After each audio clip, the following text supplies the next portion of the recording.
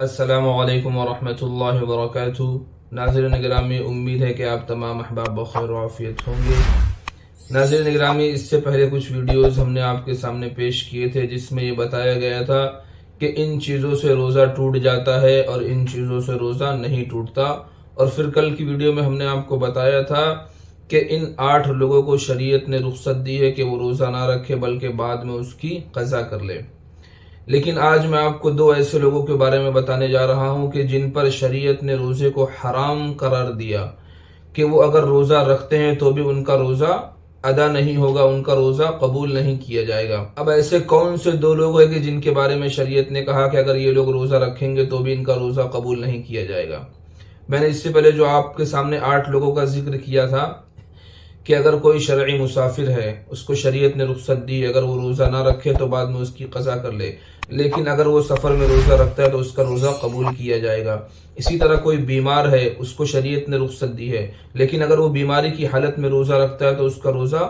قبول کیا جائے گا۔ اسی طرح حاملہ عورت ہے، اس کو شریعت نے رخصت دی ہے، لیکن اگر وہ روزہ رکھ دے تو اس کا روزہ قبول کیا جائے گا۔ مرضیہ عورت، دودھ پلانے والی عورت، اس کو شریعت نے رخصت دی ہے، اگر وہ روزہ رکھتی ہے تو اس کا روزہ قبول کیا جائے گا۔ اسی طرح وہ آدمی جس کو بھوک اور پیاس لگی ہو، اگر وہ کچھ کھائے گا نہیں، کچھ پیے گا نہیں تو اس کی جان جا سکتی ہے، لیکن اس کے باوجود اگر وہ روزہ رکھتا ہے تو اس کا روزہ قبول کیا جائے گا۔ لیکن ان میں 2 ایسے لوگ ہیں جس کے بارے میں شریعت نے کہا کہ اگر یہ لوگ روزہ رکھیں گے تو بھی ان کا روزہ قبول نہیں کیا جائے گا، گویا کہ ان پر روزہ حرام کر دیا گیا۔ وہ 2 لوگ کون ہیں؟ اس سے پہلے کہ ان کا ذکر میں آپ کے سامنے کروں، تمام ناظرین سے گزارش ہے کہ اگر چینل پر نئے ہیں تو چینل کو سبسکرائب ضرور کر لیں اور اس ویڈیو کو لائک ضرور کریں۔ تو ناظرین گرامی، وہ 2 لوگ جن پر شریعت نے روزے کو حرام قرار دیا ہے وہ حائضہ عورت اور نفاس والی عورت۔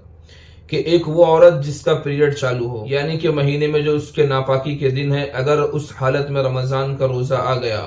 اور اگر وہ اس حالت میں حیض کی حالت میں یعنی کہ پیریڈ کے دنوں میں اگر وہ روزہ رکھتی ہے تو اس کا روزہ قابل قبول نہیں ہے۔ کہ حاملہ عورت اگر روزہ رکھ رہی ہے تو اس کا روزہ قبول ہو جائے گا، مرضیہ عورت اگر روزہ رکھ رہی ہے تو اس کا روزہ قبول ہو جائے گا، لیکن حیض والی عورت جو ناپاکی کی حالت میں اگر وہ روزہ رکھے گی تو اس کا روزہ قابل قبول نہیں ہے۔ اسی طرح نفاس والی عورت کے بچہ پیدا ہونے کے بعد جو ناپاکی، جو گندا خون نکلتا ہے، تو جو ایام ہوتے ہیں، تو ایسی عورت جو نفاس والی ہو اس پر بھی حرام کر دیا گیا، اس پر بھی شریعت نے روزے کو حرام قرار دیا کہ اگر وہ اس حالت میں روزہ رکھے گی تو اس کا روزہ قابل قبول نہیں ہوگا۔ تو ناظرین گرامی، یہ 2 عورت ہے، ایک حیض والی اور ایک نفاس والی، کہ اگر یہ روزہ رکھنا چاہے تو بھی ان کا روزہ قابل قبول نہیں ہوگا۔ اس کے علاوہ جو اور 6 لوگ ہیں جن کو شریعت نے رخصت دی ہے لیکن اس کے باوجود اگر وہ روزہ رکھتے ہیں تو ان کا روزہ قبول ہو جائے گا، لیکن ان دونوں کا کسی بھی حالت میں روزہ قبول نہیں ہوگا، گویا کہ ان پر رمضان کے روزے حرام قرار دیے گئے۔ تو ایسی عورت جو حیض والی ہو یا نفاس والی ہو، وہ اس بات کا خیال رکھے کہ ناپاکی کے دنوں میں نہ وہ قرآن کریم کی تلاوت کر سکتی ہے، نہ اس کو چھو سکتی ہے، نہ اسی طرح نماز پڑھ سکتی ہے، نہ روزہ رکھ سکتی ہے۔ ہاں، ذکر تسبیحات جو ہے وہ ناپاکی کے حالت میں کر سکتی ہے، لیکن قرآن کریم کا پڑھنا، اس کو چھونا، اسی طرح نماز کا ادا کرنا، روزے کا رکھنا، یہ تینوں چیزیں ان پر